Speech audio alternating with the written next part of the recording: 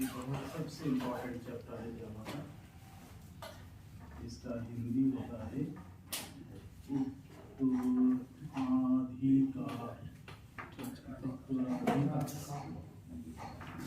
उत्तराधिकार। उत्तराधिकार वर्ड है, ये देखोगे सिर्फ पेरेंट चाइल्ड में लगता है।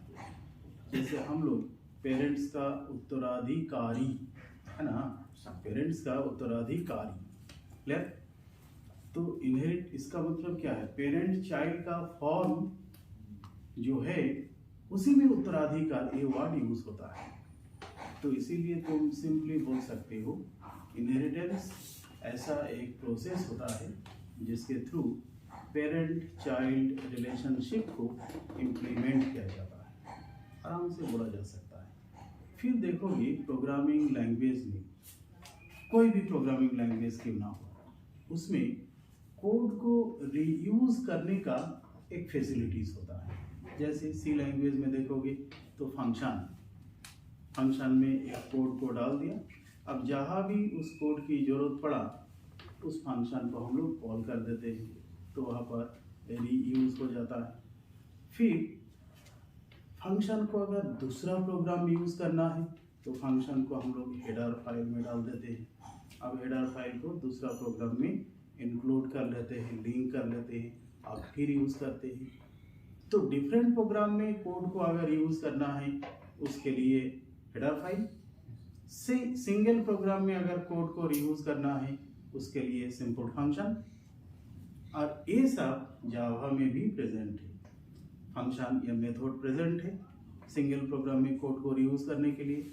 दूसरा प्रोग्राम में कोड को रीयूज करने के लिए पैकेज का कंसेप्ट है। मगर हम लोग जानते हैं जावा ऑब्जेक्ट ओरिएंटेड प्रोग्रामिंग होता है, तो ऑब्जेक्ट ओरिएंटेड प्रोग्रामिंग में सब कुछ क्लास के अंदर में होता है। मतलब क्लास में जो कोड हम लिखा उसको दूसरा क्लास में रीयूज करना है, दूसरा क्लास में रीयूज करना है। तो एक क्लास को दूसरा क्लास में इंसर्ट करने का जो प्रोसेस है वही इनहेरिटेंस होता है। मतलब कोड को रीयूज करने का ही दूसरा और एक टेक्निक। जैसे मानो तुम अपना कॉलेज का सिस्टम को अगर तुम कंप्यूटराइज बनाना चाहते हो तो क्या करोगे, सबसे पहले कॉलेज में देखोगे एक क्लास होगा स्टूडेंट है ना जी, दूसरा क्लास होगा टीचर, तीसरा क्लास होगा स्टाफ, तीसरा क्लास होगा स्टाफ। हाँ, अब जो स्टूडेंट है ये भी ह्यूमन बीइंग है, टीचर ये भी ह्यूमन बीइंग है, स्टाफ ये भी ह्यूमन बीइंग है। मतलब तीनों में ह्यूमन बीइंग वाला जो प्रॉपर्टीज है वो कॉमन मिलेगा, कॉमन मिलेगा। तो 3 की जगह पर अगर 30 क्लास होता तो 30 बार सेम चीज को लिखना पड़ता। इसीलिए हम लोग करेंगे क्या, ऊपर में एक ह्यूमन बीइंग क्लास बनाएंगे और जहां जरूरत पड़ेगा वहां पर डाल देंगे। तो देखो एक पेरेंट 3 चाइल्ड, पेरेंट चाइल्ड वाला फॉर्म आ गया, पेरेंट चाइल्ड वाला फॉर्म आ गया। इसीलिए हम कहा inheritance is a process to implement parent child relationship. Inheritance is a process to implement parent child relationship. ठीक, ये पहला डेफिनेशन दिया। अब देखो सबसे पहले इंसान बनेगा, उसके बाद ही ना स्टूडेंट या टीचर या ये सब बनेगा। मतलब क्या, ये पेरेंट क्लास है, हाँ, और ये सब चाइल्ड क्लास है। तो जावा में ये जो पेरेंट क्लास है इसको हम लोग बोलते हैं सुपर क्लास, और ये जो चाइल्ड क्लास है इसको बोलते हैं सब class. Sub class, super class and सब क्लास। पेरेंट क्लास को सुपर क्लास बोलते हैं, इसलिए सुपर एक कीवर्ड भी है जावा में। ठीक, अब अगर तुम ठीक से बोलोगे तो ह्यूमन बीइंग एक क्लास है और ये सब भी सब क्लास है। मतलब इनहेरिटेंस ऐसा एक प्रोसेस होता है जिसके थ्रू एक सिंगल क्लास को यूज करके बहुत सारा चाइल्ड क्लास को हम लोग बनाते हैं, बहुत सारा चाइल्ड क्लासेस को बनाते हैं। Inheritance is a process to create sub classes using a single super class, using a single super class, क्योंकि पेरेंट चाइल्ड में पेरेंट कभी भी एक से ज्यादा नहीं हो सकता है, ठीक। सिंगल सुपर क्लास क्यों ना, कोड को रीयूज करने के लिए, कोड को रीयूज करने के लिए और कोड का रिपीटेशन को मिटाने के लिए। एक बार बनाया 3 जगह में यूज कर लिया, रिपीटेड कोड को लिखने की जरूरत नहीं। मतलब मेन इसका पर्पस होता है कोड रीयूज, कोड रीयूज, और दूसरा remove code repetition, code repetition, इसको कोड रिडंडेंसी भी बोलते हैं, कोड रिडंडेंसी, मतलब अब सबसे अच्छा डेफिनेशन तुम दे सकती हो, inheritance is a process to create new classes using existing class to implement code reusability and remove code redundancy, code redundancy को रिमूव करना, ठीक। फिर देखोगे एक चीज, इसके एकदम जड़ में अगर जाओगे, इनहेरिटेंस या पेरेंट चाइल्ड का जो फॉर्म है, इसका जड़ में अगर जाओगे तो देखोगे इंसान बोलो या कोई भी जीव बोलो, जिंदा रहना चाहता है, मरना नहीं चाहता है। कोई मरना नहीं चाहता है, हमेशा वो जिंदा रहना चाहता है, और इसीलिए जिंदा रहने का डिफरेंट टेक्निक्स यूज कर लेता है। जैसे हम लोग जानते हैं क्या, ऊपर वाले के पास जाएंगे तो स्वर्ग है, नरक है ना जी, बहुत कुछ है ऐसा। और स्वर्ग में बड़ी आराम है, सब कुछ फ्री में मिलता है और बेहतरीन सब अरेंजमेंट रहता है, ऐसा सुनते हैं, है ना। ऐसा धर्म ग्रंथ में भी लिखा हुआ है, जो जानकार है वो लोग भी बोलते हैं, है ना। तो अगर मानो कोई मंदिर का पुजारी है तो पूजा पाठ ही करते हैं, कोई गुनाह तो करते नहीं कभी, है ना। मतलब वो तो स्वर्ग में एकदम जाएंगे ही जाएंगे, कोई रोक नहीं। या जो मस्जिद में मतलब इमाम वगैरह हैं, वो लोग भी गुनाह नहीं करते एकदम, है ना जी। तो गुनाह जब नहीं करते तो ऊपर जाके इजी होगा सब कुछ, स्वर्ग में जाएंगे। अगर तुम जाके बोलोगे ठीक है पंडित जी, कब जाइएगा, कब आराम कीजिएगा, कोई ठिकाना नहीं, चलिए आज ही भेज देते, आज ही भेज देते, राजी हो जाएगा?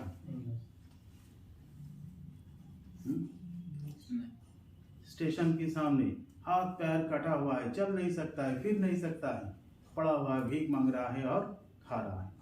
तो जब चल नहीं सकता है, वो गुनाह कौन चीज करेगा? कुछ नहीं करेगा, नहीं जी। बोल के देखो, इतना मेहनत काहे करता है जी, चलो भेज देते हैं ऊपर, साल में जाकर आराम करना, समझे, राजी हो जाएगा, लाल हो जाएगा गुस्से से, समझिए। इसीलिए एक अंग्रेज कहा है, everybody wants to go to heaven but nobody wants to die. सब लोग स्वर्ग में जाना चाहता है, मगर कोई मरना नहीं चाहता है। और सबको पता है मरेंगे तभी जाएंगे, मगर मरना कोई नहीं चाहता है ना जी। वरना उस टाइप का ईमान हम लोग में है ही नहीं, तो कहाँ से होगा वो चीज।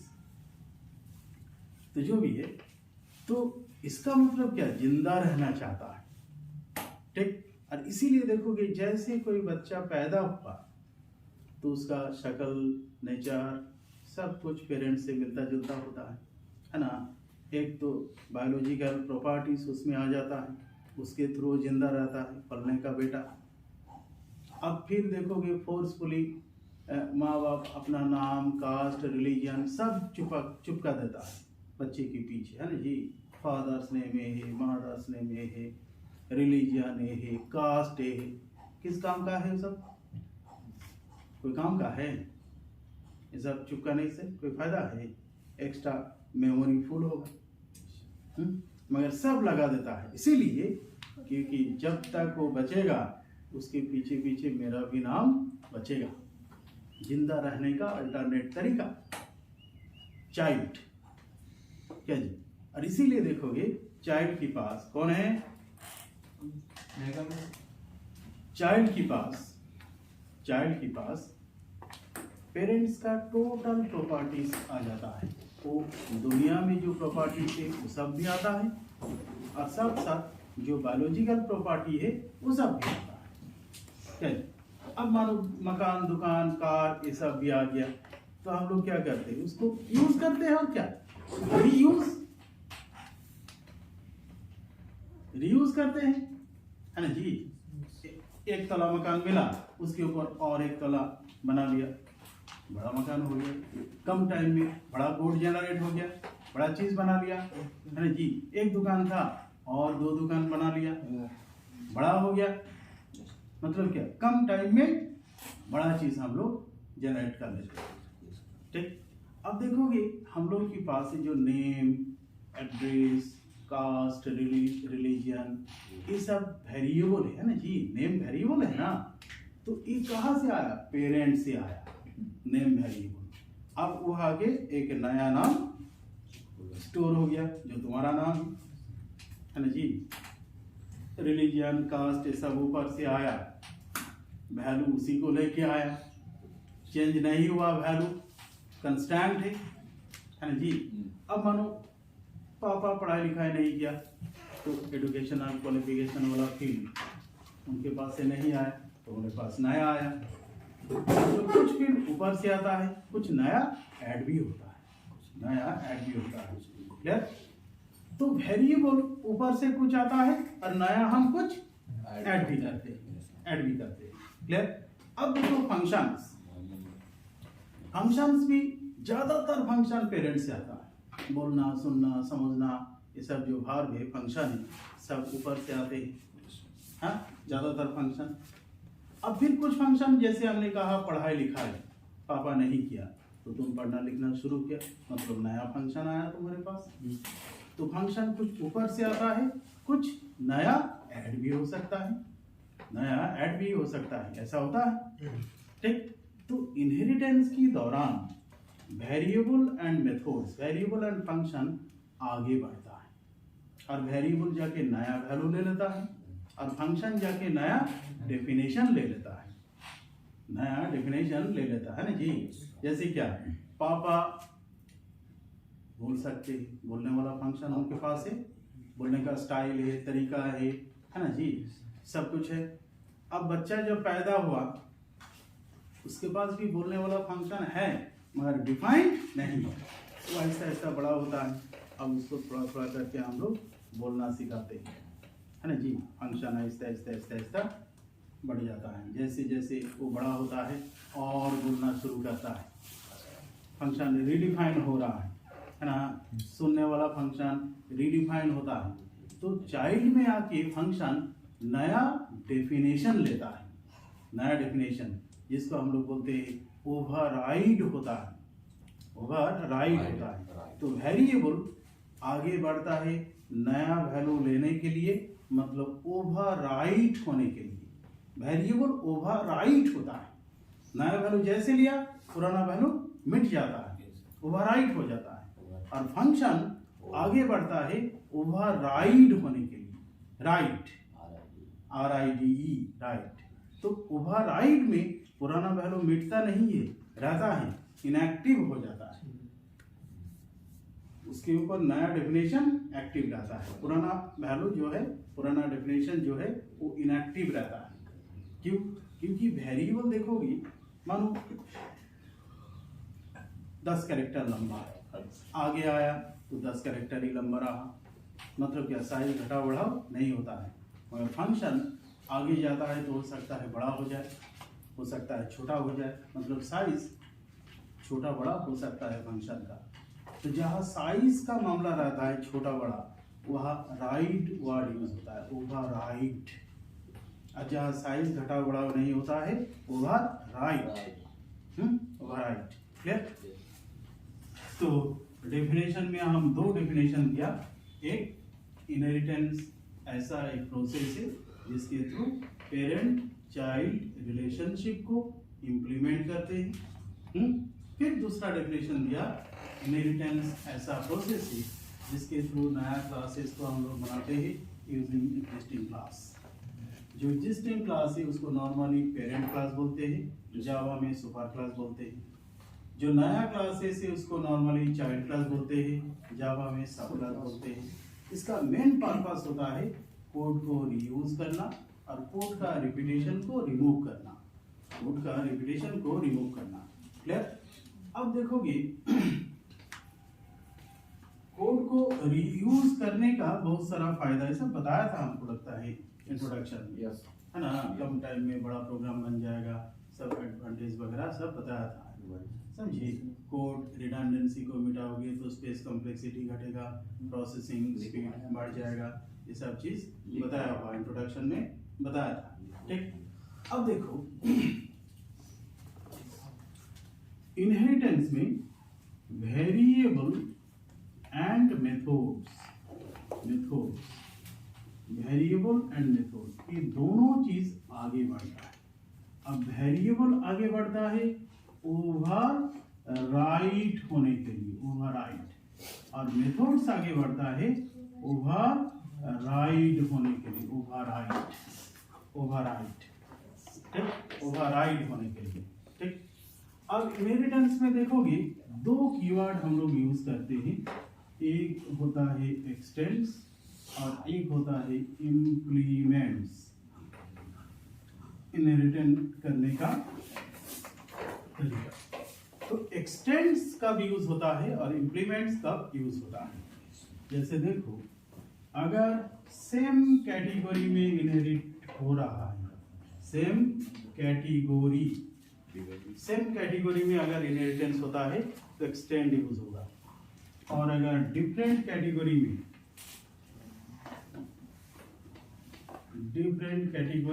अगर इनहेरिटेंस यूज होगा तो इम्प्लीमेंट्स यूज होगा, तो सेम कैटेगरी डिफरेंट कैटेगरी का मतलब क्या है? इनहेरिटेंस में देखोगे दो चीज तुमको मिलेगा, एक मिलेगा क्लास और एक मिलेगा interface and class. So class में जब क्लास इनहेरिट होगा सेम कैटेगरी, एक्सटेंड्स। इंटरफेस में जब इंटरफेस इनहेरिट होगा सेम कैटेगरी, है ना, एक्सटेंड्स यूज होगा। मगर इंटरफेस जब क्लास में इनहेरिट होगा, दोनों अलग अलग चीज है, तो इम्प्लीमेंट्स क्लास, चुप रहो जी, इंटरफेस नहीं होता है, क्लास इंटरफेस में इनहेरिट नहीं हो सकता, याद रखो। सेम कैटेगरी में जब इनहेरिटेंस होगा एक्सटेंड यूज होगा, डिफरेंट कैटेगरी में जब इनहेरिटेंस होगा इम्प्लीमेंट्स। मगर डिफरेंट कैटेगरी में इंटरफेस क्लास में इनहेरिट हो सकता है, मगर क्लास इंटरफेस में इनहेरिट नहीं हो सकता है। ठीक, एरर देता। और एक चीज देखोगे, हम लोग एक से ज्यादा इंटरफेस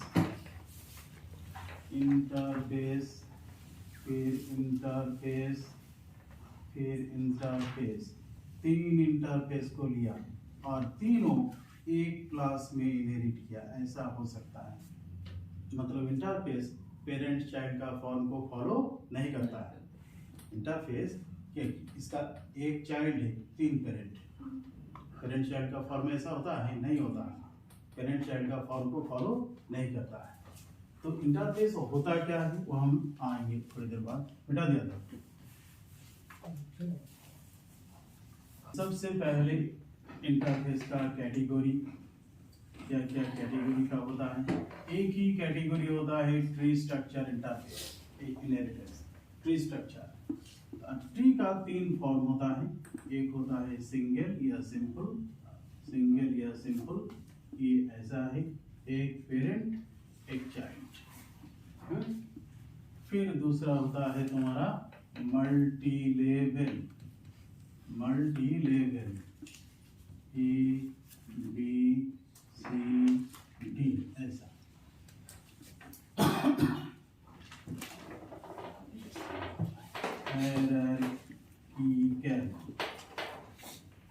कैसा होता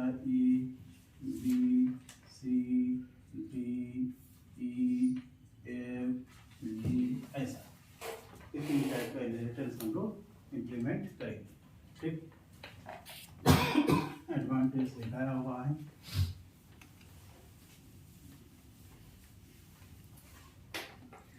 अब देखो क्या क्या टेक्निक हम लोग यूज करेंगे इनहेरिट करने के लिए, क्या क्या टेक्निक यूज करेंगे। जैसे हम लिखा क्लास ई, क्लास ई। ठीक, अब यहाँ पर एक लिखा क्लास बी और ए को हम इनहेरिट करना चाहते हैं, तो यहाँ पर लिखोगे क्या, एक्सटेंड्स ए।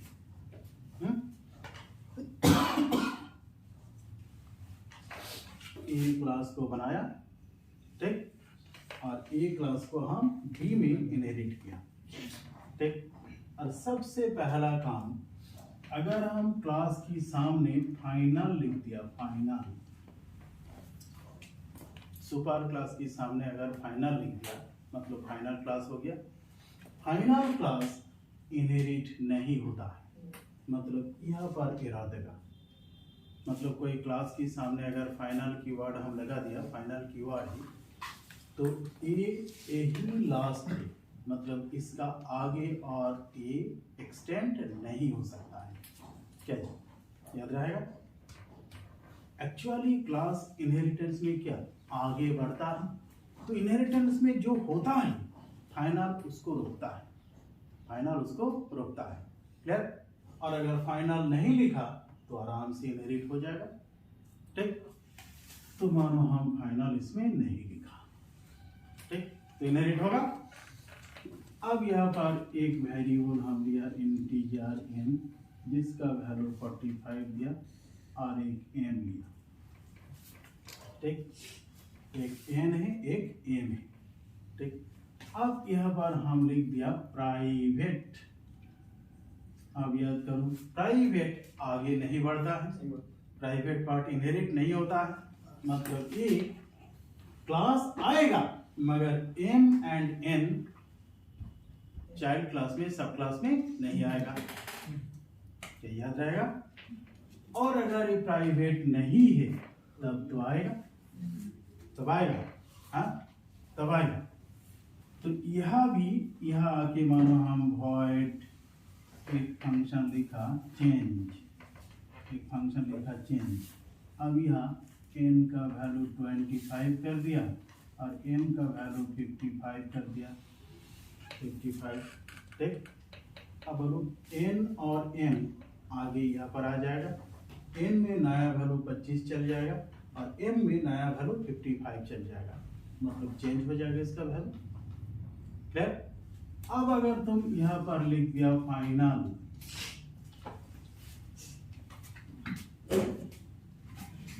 यहाँ पर लिख दिया फाइनल, तो m n आएगा यहाँ मगर नया वैल्यू नहीं लेगा। ओवरराइट, इनहेरिटेंस में वेरिएबल क्या होता है? ओवरराइट होता है, तो ओवरराइट नहीं होगा। फाइनल लगाने से जो होता है वो नहीं होगा। चलिए, अगर यहाँ पर वेरिएबल के सामने फाइनल लगा दिया मतलब ये कंस्टेंट बन गया, वो इनहेरिट होगा मगर ओवरराइट नहीं होगा, ओवरराइट नहीं होगा। क्या याद रहेगा? गुड। अब मानो हम फाइनल नहीं लिखा तब तो होगा। ठीक, तो क्लास के सामने भी फाइनल लगाया जा सकता है, वेरिएबल के सामने भी फाइनल लगाया जा सकता है। क्लियर? अब मानो यहाँ पर एक फंक्शन हम बनाया void change, इसमें m का वैल्यू हम 10 दिया। अब वो फंक्शन आगे आया, इसमें आया, अब इसमें आके फिर हम देखो उसी नाम का फंक्शन बनाया। मतलब क्या कि इसके पेरेंट के पास इसका डेफिनेशन ये है, अब चाइल्ड के पास नया डेफिनेशन ले लिया, मतलब क्या ओवरराइड हो गया, ओवरराइड हो गया, हाँ ओवरराइड हो गया। मगर जैसे तुम इस फंक्शन के सामने फाइनल लिखोगे तो ये अब ओवरराइड नहीं होगा, यह एरर देगा। मतलब क्या, पेरेंट क्लास में अगर कोई फाइनल फंक्शन है तो उस नाम का कोई फंक्शन चाइल्ड क्लास में नहीं हो सकता है, चाइल्ड क्लास में नहीं हो सकता है, मतलब वो फंक्शन ओवरराइड नहीं होगा, मतलब उस नाम का कोई फंक्शन चाइल्ड क्लास में या सब क्लास में नहीं हो सकता है। कैसे याद रहेगा? तो फाइनल कीवर्ड क्लास के सामने लगेगा तो आगे इनहेरिट नहीं होगा, एक्सटेंड नहीं होगा। फाइनल अगर वेरिएबल के सामने लगा तो आगे इनहेरिट होगा मगर ओवरराइट नहीं होगा, नया वैल्यू नहीं लेगा। कैसे? फंक्शन के सामने अगर फाइनल लगाया तो आगे इनहेरिट होगा मगर नया डेफिनेशन नहीं लेगा, ओवरराइट नहीं होगा। वेरिएबल और फंक्शन के सामने अगर फाइनल लगाया इनहेरिट नहीं होगा ऐसा नहीं है, इनहेरिट होगा मगर इनहेरिट होने की बाद जो होता है overwrite as well as overwrite ये नहीं होगा। मतलब सीधा बात जान जाओ, अगर पेरेंट क्लास में कोई फाइनल फंक्शन है, पेरेंट क्लास में कोई फाइनल फंक्शन है तो उस नाम का कोई फंक्शन चाइल्ड क्लास में नहीं होगा, चाइल्ड क्लास में नहीं होगा। कैसे? एरर देगा, इसीलिए नहीं देखते हो। जब बच्चा छोटा छोटा रहता है तो हम लोग सिखाते हैं चोरी नहीं करना चाहिए, झूठ नहीं बोलना चाहिए, है ना जी? मतलब क्या है? ये सब भी तो भाव है, चोरी करना, झूठ बोलना मतलब फंक्शन है, मगर हम लोग बोलते हैं इसको नहीं करना, तो तुम खुद के अंदर उसको रिडिफाइन नहीं करना, मतलब ये सब फाइनल फंक्शन है। अगर चोरी करता है तो पेरेंट्स पिटता, क्यों? एरोमेसिस उनको बोला है फाइनल फंक्शन है, फिर ओवरराइड करने का कोशिश कर रहा है। झूठ बोलता है तो भी वही करता है, पर आजकल नहीं करता है, सब चलता है नहीं जी। झूठ बोलना है तो फंडामेंटल राइट से हम लोग है ना। तो जो भी है अब देखो ये चीज समझ में आया, फाइनल लग सकता है तीनों के सामने, क्लास के सामने, वेरिएबल के सामने और फंक्शन के सामने। और फाइनल अगर लग गया, फाइनल अगर लग गया तो इसका विजिबिलिटी डिफॉल्ट से चेंज हो जाता है प्रोटेक्टेड। प्रोटेक्टेड फाइनल लग गया मतलब इसका विजिबिलिटी अब प्रोटेक्टेड हो जाएगा। क्या याद रहेगा? वेरिएबल के सामने फाइनल लगाया, प्रोटेक्टेड, अब डिफॉल्ट नहीं रहेगा, प्रोटेक्टेड हो जाएगा। क्या याद रहेगा ना? Final tends to protected, protected हो जाएगा। क्लियर? गुड। अब दूसरा चीज इसमें यूज होता है तुम्हारा, दूसरा चीज यूज होता है तुम्हारा एब्स्ट्रैक्ट। एब्स्ट्रैक्ट अब मानो यह कोई फंक्शन हम लिखा void can और इसके सामने हम लिख दिया एब्स्ट्रैक्ट। एब्स्ट्रैक्ट, हाँ, एब्स्ट्रैक्ट जैसे लिखोगे तो सामने आ जाएगा विजिबिलिटी उसका पब्लिक, पब्लिक आ जाएगा, डिफॉल्ट नहीं रहेगा। एब्स्ट्रैक्ट जैसे लिखोगे उसका विजिबिलिटी चेंज होके हो जाएगा पब्लिक। ठीक? अगर कोई फंक्शन एब्स्ट्रैक्ट हो गया तो क्लास एब्स्ट्रैक्ट होना मस्ट है, मतलब यह भी एब्स्ट्रैक्ट तुमको लिखना पड़ेगा। अगर कोई फंक्शन एब्स्ट्रैक्ट हो गया, कोई फंक्शन एब्स्ट्रैक्ट हो गया तो class must be abstract, class जो होगा वो मस्ट बी एब्स्ट्रैक्ट होगा। ठीक? मतलब एब्स्ट्रैक्ट फंक्शन के सामने लग सकता है, क्लास के सामने भी लग सकता है, वेरिएबल के सामने नहीं, वेरिएबल के सामने एब्स्ट्रैक्ट नहीं लगता है, याद रहेगा? मगर फाइनल तीनों के सामने लगता है। अब एब्स्ट्रैक्ट लगाने से होगा क्या? एब्स्ट्रैक्ट अगर कोई फंक्शन के सामने लगाया तो इस नाम का फंक्शन सब क्लास में, पेरेंट चाइल्ड क्लास में होना मस्ट है, एकदम मस्ट है। हाँ? मतलब इसमें कोई फंक्शन एक होगा void can, और एब्स्ट्रैक्ट फंक्शन का कोई डेफिनेशन नहीं होता है पेरेंट क्लास में, यह सेमीकोलन। ऐसा भी हम नहीं लिख सकते, बॉडी खाली, ऐसा भी नहीं लिख सकते, ऐसा भी लिखना अलाउड नहीं। हाँ, सिर्फ लिखना होगा यहाँ पर सेमीकोलन, जस्ट डिक्लेरेशन होता है। अब उसका डेफिनेशन यहाँ पर देना होगा। प्रॉब्लम नहीं। जैसे हम लोग के पास भी ऐसा, मतलब क्या, इसको फोर्सफुली डिफाइन करना पड़ेगा। Abstract function must be override in sub class, sub class में ओवरराइड होना चाहिए, provided is sub class non abstract. ये एब्स्ट्रैक्ट नहीं है, मतलब इसके अंदर में कोई एब्स्ट्रैक्ट फंक्शन नहीं हो सकता है। क्यों? क्योंकि अगर इसका बॉडी को तुम रीडिफाइन नहीं करोगे तो एब्स्ट्रैक्ट यहाँ पर आ जाएगा। तो कंपोनेंट जब एब्स्ट्रैक्ट हो जाएगा तो क्लास भी एब्स्ट्रैक्ट होना मस्ट है। यही तो कहा, कंपोनेंट अगर एब्स्ट्रैक्ट है तो क्लास एब्स्ट्रैक्ट होना मस्ट है। अब मानो ये फंक्शन को हम इनहेरिट किया, यहाँ आया, यह आया और बॉडी नहीं बनाया, मतलब एब्स्ट्रैक्ट ही रहा। तो कंपोनेंट जब एब्स्ट्रैक्ट होगा तो क्लास भी एब्स्ट्रैक्ट होना मस्ट है। मगर जैसे बॉडी बना दिया, एब्स्ट्रैक्ट हट गया। अब क्लास एब्स्ट्रैक्ट हो या ना हो कोई फर्क नहीं पड़ता है। मतलब ये है, अगर कोई क्लास एब्स्ट्रैक्ट है तो उसके अंदर में एब्स्ट्रैक्ट फंक्शन होना मस्ट नहीं है। अगर कोई क्लास एब्स्ट्रैक्ट है तो उसके अंदर में कोई एब्स्ट्रैक्ट फंक्शन होना मस्ट नहीं है। मगर कोई कंपोनेंट अगर एब्स्ट्रैक्ट है तो क्लास एब्स्ट्रैक्ट होना मस्ट है। क्या याद रहेगा? तो एब्स्ट्रैक्ट फंक्शन जो है फोर्सफुली रिडिफाइन करना मस्ट है। जैसे हम लोग के पास पढ़ने लिखने वाला फंक्शन, पढ़ने लिखने वाला फंक्शन है ना जी, एब्स्ट्रैक्ट है। हाँ, वो बच्चों में आता है और वह जाके मार मार के उसको, जैसे बहुत सारा पेरेंट्स ऐसा बोलते हैं, पढ़ने का तो बहुत इच्छा था मगर कंडीशन ही ऐसा था जो नहीं पढ़ पाया। पेरेंट्स बोलते हैं, मतलब क्या, फंक्शन उनके पास था मगर डिफाइन नहीं कर पाए। अब वो इच्छा जो है बच्चों में आ गया, बच्चों के पास वो फंक्शन आ गया। आप देखोगे उसको बच्चा जो है बच्चों को पीट पीट के पढ़ाता है, पढ़ना नहीं चाहता है मगर फोर्सफुली पढ़ाते रहता है, मतलब बॉडी को फोर्सफुली रिडिफाइन करता है। ऐसा बहुत सारा फंक्शन होता है जी। जैसे कोई भी काम धाम करना, बच्चा अगर काम धाम नहीं करता है तो भी पिटाई होता है या बहुत कुछ होता है, मतलब फोर्सफुली रिडिफाइन करना पड़ता है जी।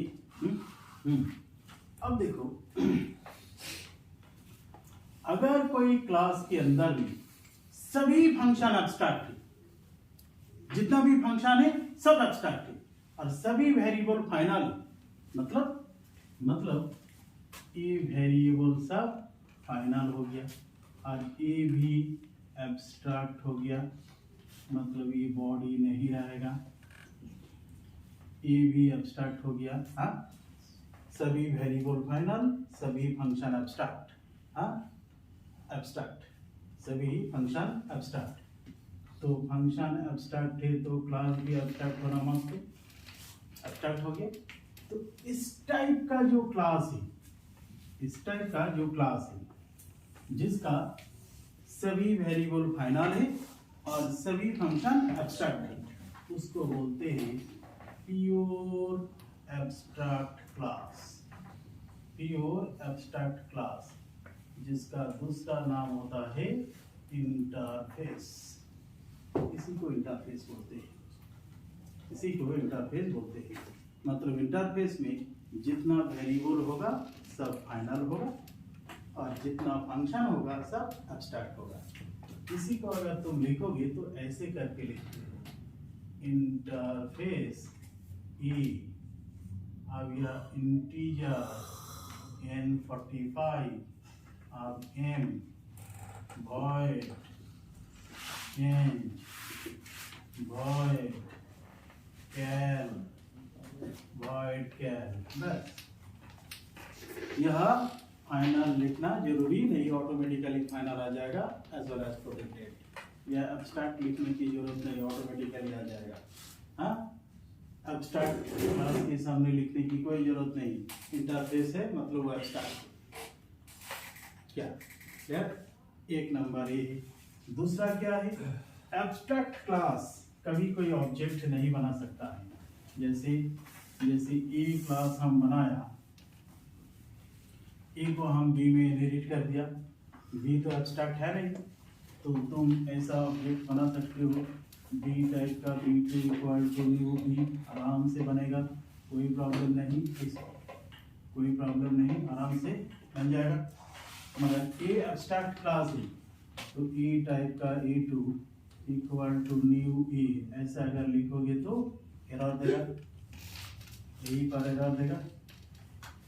एब्स्ट्रैक्ट क्लास ऑब्जेक्ट नहीं बना सकता है, एब्स्ट्रैक्ट क्लास ऑब्जेक्ट नहीं बना सकता है, मगर सब क्लास टाइप का जो ऑब्जेक्ट है उसका एड्रेस को रख सकता है। मतलब ऐसा कर सकते हैं, ए टाइप का A2 equal to new B, B को नहीं, ए का सब क्लास है, बी टाइप का ऑब्जेक्ट बनाया और उसका एड्रेस को हम ए टाइप के इंस्टेंस में रख दिया, ऐसा कर सकते हैं, ये अलाउ है, ये अलाउ है। तो एब्स्ट्रैक्ट क्लास सिर्फ पेरेंट क्लास बन के सब क्लास बन के, ये सुपर क्लास बन के सब क्लास को बनाता है, वो अपने से कोई ऑब्जेक्ट नहीं बना सकता है, मगर एब्स्ट्रैक्ट क्लास के अंदर में कंस्ट्रक्टर प्रेजेंट हो सकता है ना। एब्स्ट्रैक्ट क्लास ए है तो ए के अंदर में ए नाम का कोई कंस्ट्रक्टर हम रख दिया, ऐसा अलाउ है। तो फिर पूछेगा जब ऑब्जेक्ट ही नहीं बना सकता है तो कंस्ट्रक्टर का क्या काम।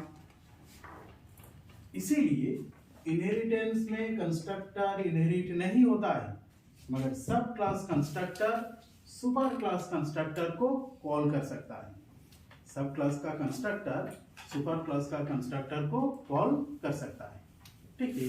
और इन कॉलिंग के लिए सुपर क्लास में कंस्ट्रक्टर हो सकता है, कोई प्रॉब्लम नहीं।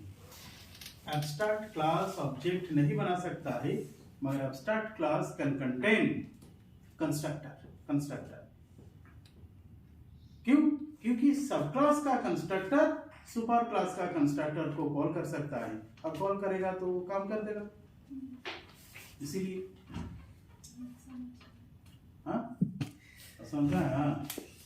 हाँ तो अब एक एक करके हम लोग को थोड़ा थोड़ा इंप्लीमेंट करना होगा, ठीक। अब शुरू हो जाओ, लिखो, एक मिनट से देखो, क्लास की प्राइवेट इंटीजर A1 10, A2 20। अब डिफॉल्ट में कर दिया इंटीजर A3 20, A4 40, फिर protected integer A5 50, A6 60, 3 level का वेरिएबल। अब void रीड तो कर दिया, एक प्रिंट ए फंक्शन बनाया जिसमें सबको हम प्रिंट कर देंगे। System dot out dot print A1 equal to A1, फिर न्यू लाइन में A2 इक्वल टू A2, फिर न्यू लाइन में A3 equal to A3,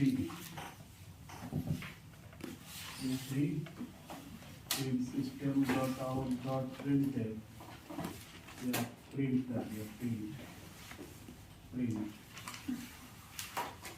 A4 equal to A4, A5 equal to A5,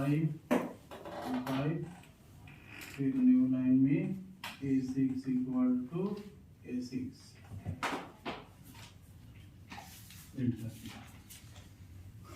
एक फंक्शन है और इसका विजिबिलिटी कौन है? डिफॉल्ट। बाद में फिर फंक्शन हम डालेंगे। अब इसको हम इधर इनहेरिट करेंगे, क्लास B एक्सटेंड्स C।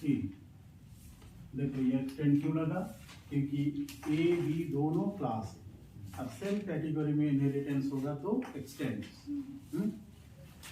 अब यहाँ हम एक इंटीजर टाइप का b1 और b2 लिया।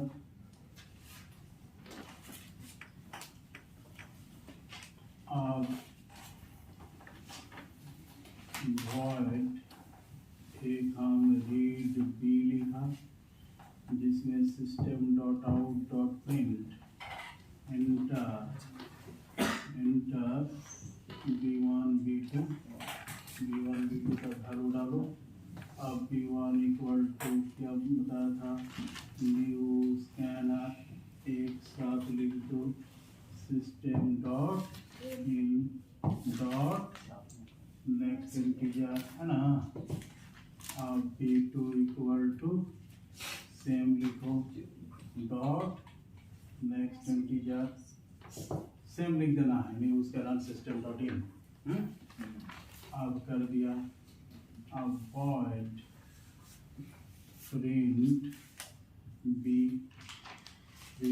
लिखा। अब यह लिखा system dot out dot print क्या b1 इक्वल टू b1, फिर न्यू लाइन में b2 इक्वल टू b2 लिखा। अब इस क्लास को भी बंद किया। अब यहाँ मेन बनाते हैं क्लास मेन ए बी। अब यह पब्लिक स्टैटिक वॉइड मेन। अब यह स्ट्रिंग टाइप का एक्स लिया। अब यह बी टाइप का एक b2 बनाया इक्वल टू न्यू बी। अब b2 dot read B value चल गया। अब b2 डॉट प्रिंट ए वाला को फिर कर दिया, फिर b2 डॉट प्रिंट बी को प्रिंट किया। हाँ इसको लिख लो, उसके बाद समझाते हैं।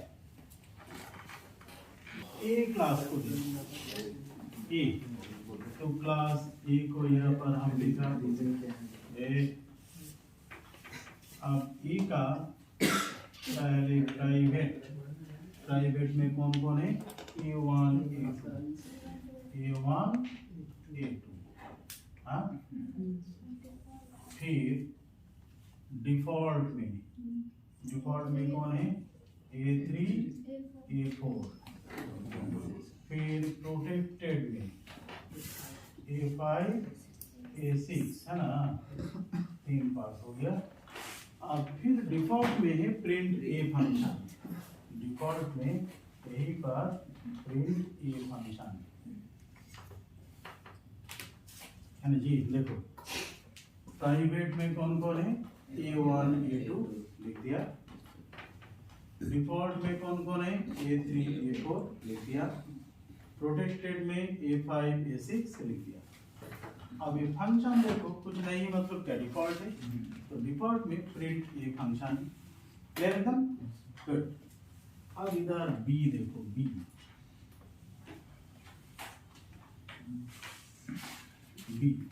बी का डिफॉल्ट में b1 b2 है, तो यहाँ पर हम लिखा डिफॉल्ट में कौन कौन है, b1 और b2 ठीक। अब रीड बी, ये भी डिफॉल्ट है, तो रीड बी ये भी डिफॉल्ट है। फिर प्रिंट बी ये भी डिफॉल्ट है, तो प्रिंट बी ये भी डिफॉल्ट है। फिर बी खत्म। यहाँ तक कोई प्रॉब्लम किसी को भी नहीं। अब ए वाला पार्ट, ए बी में इनहेरिट हुआ, तब बोलो A private part A not inherit नहीं होता है, प्राइवेट पार्ट आगे नहीं बढ़ता है। डिफॉल्ट में आ जाएगा, तो कौन कौन आएगा बोलो यहाँ, A4 आ जाएगा, हाँ A3 A4 आ जाएगा। अब फिर प्रिंट ए भी आ जाएगा, हाँ प्रिंट ए भी आ जाएगा ऊपर से, ठीक। अब प्रोटेक्टेड में आएगा, तो प्रोटेक्टेड तो इसमें है नहीं, तो नया बन जाएगा प्रोटेक्टेड। अब यहीं पर आ जाएगा तुम्हारा कौन A5 A6। तो अब देखो A3 में है 30, 4 में है 40, इसमें 50, इसमें 60 और इसमें 10 और इसमें 20। तो यहाँ कौन आएगा 30, 40, 50, 60, ठीक आ गया। गुड, अब कंप्लीट हो गया। अब देखो मेन में हो, मेन में बी टाइप का एक ऑब्जेक्ट हम बनाया B2, हाँ B2, ठीक। अब मेन क्या, इसके अंदर में मेन नाम का कोई फंक्शन है नहीं, मेन इससे बाहर है। तो बाहर से देखो B2.readB, रीड बी डिफॉल्ट में है, तो डिफॉल्ट तो बाहर से कॉल हो जाएगा, सीधा रीड बी कॉल होगा, B1 B2 का वैल्यू पूछ लेगा, ठीक। अब देखो B2.print A, प्रिंट ए भी तो ये आ चुका है, क्या जी प्रिंट ए को कॉल करोगे तो प्रिंट ए किधर इधर ए का सब वैल्यू प्रिंट हो जाएगा, क्या जी ए का सब वैल्यू प्रिंट हो जाएगा। अब फिर B2.print B प्रिंट हो जाएगा, क्या जी क्लियर एकदम गुड। अब देखो अब A1 A2 B के अंदर में नहीं आया, देखो प्राइवेट है, तो इसीलिए अगर तुम यहाँ पर लिखना चाहोगे system.out.print A1 equal to A1 plus A2 equal to A2, तो काम नहीं करेगा, एरर देगा। क्यों? क्योंकि प्रिंट बी फंक्शन कहाँ है, यहाँ है, हाँ यहाँ है, तो ये फंक्शन यहाँ जो है उसी को हैंडल करेगा। तो यहाँ तो A1 A2 आया नहीं, क्या जी आया नहीं आया, एरर देगा। A3 A4 आया, A5 A6 आया, तो यहाँ अगर A3 लिखोगे कोई प्रॉब्लम नहीं, या A4 लिखोगे कोई प्रॉब्लम नहीं, आराम से यह भी प्रिंट होगा, या कोई भी कैलकुलेशन भी तुम कर सकते हो, हाँ। अगर मानो तुम यहाँ पर एक वेरिएबल दे दिया s, हाँ s, ठीक। अब यहाँ पर s में तुम लिखा A1 plus A2 plus A3 plus A4 plus A5 plus A6 plus B1 plus B2, सब वेरिएबल को ऐड कर लिया, हाँ सब वेरिएबल को ऐड किया, मगर A1 A2 S कहाँ पर लिया, B के अंदर में, यहाँ पर है S, यहीं पर है S, हाँ तो S में कौन कौन वेरिएबल आ सकता है, यहाँ जो वेरिएबल है वही, तो इसमें A1 A2 तो है नहीं, तो एरर देगा। यहाँ पर अगर A1 A2 को तुम मिटा दोगे बाकी वेरिएबल तो आ गया है, आराम से सम हो जाएगा, क्या जी आराम से सम हो जाएगा इसमें। अब अगर तुम यह प्रिंट करना चाहोगे system.out.print total equal to s, ये हो जाएगा, कोई प्रॉब्लम नहीं, आराम से प्रिंट कर सकते हो। बोलो यहाँ तक कोई प्रॉब्लम, आप बात समझ में आ रहा है, ठीक। अब देखो एक नंबर जो बताया था, ए के सामने अगर हम फाइनल लिख दिया, हाँ तो ये आगे वेरिएट नहीं होगा, यही पर गिना देगा, एक्सटेंड नहीं हो सकता, यही पर रह जाएगा, चलिए प्रॉब्लम। अब फिर दूसरा चीज, अब एक एक करके देखो, खूब अच्छा से देखेगा।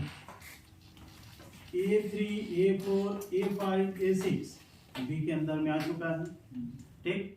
अब यहाँ पर A इक्वल टू हम सम किया, ठीक, अब A3 इक्वल टू हम A5 प्लस A6 दोनों को जोड़ा, जोड़ के A3 में स्टोर कर दिया। A3 में स्टोर किया, इसको किसको, ये दोनों को पास कर दिया। तो कौन आ गया 110 A3 में चल जाएगा। हाँ, A3 में। अब यहाँ पर जब प्रिंट को कॉल करोगे या जैसे A3 तो 110 प्रिंट होगा। क्या गड़बड़ नहीं। अब हम लिख दिया, यहाँ पर लिख दिया फाइनल, यहाँ पर लिख दिया फाइनल। तो A3 आएगा यहाँ और A4 भी आएगा, मगर A बन जाएगा कंस्टेंट। ये दोनों अब हो गया कंस्टेंट बन जाएगा। मतलब यहाँ A3 में चेंज करने का कोशिश करोगे तो यहाँ पर एरर देगा। बात समझ में आया क्या जी?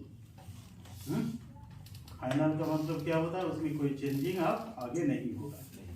जहां पर हम फाइनल लगाया इसके आगे इसमें कोई चेंजिंग नहीं होगा।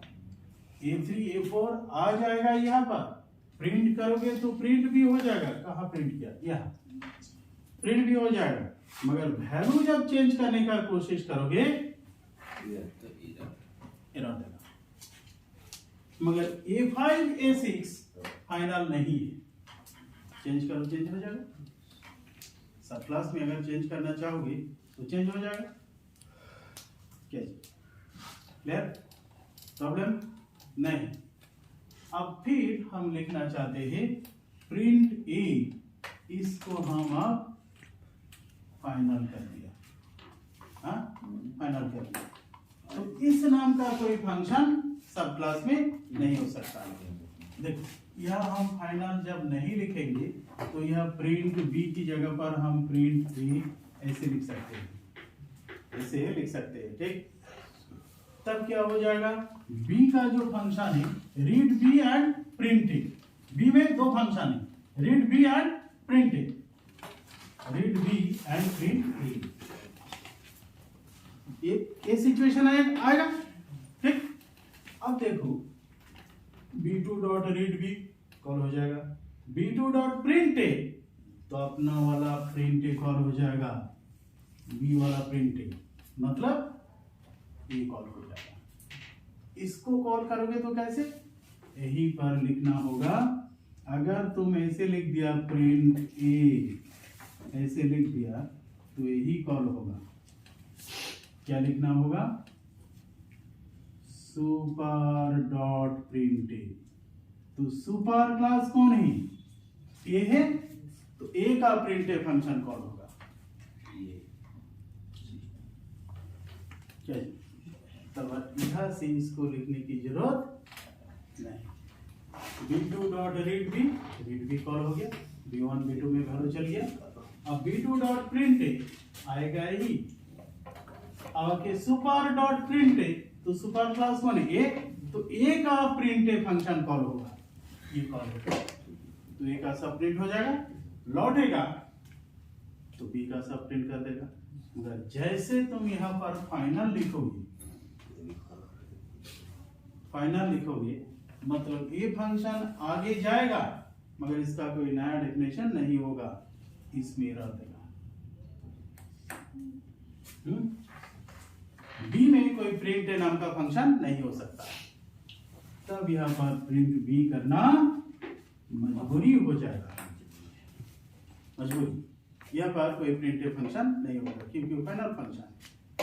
ठीक, तो प्रिंट A आएगा और यहाँ पर आप प्रिंट B लिखना आप मजबूरी है।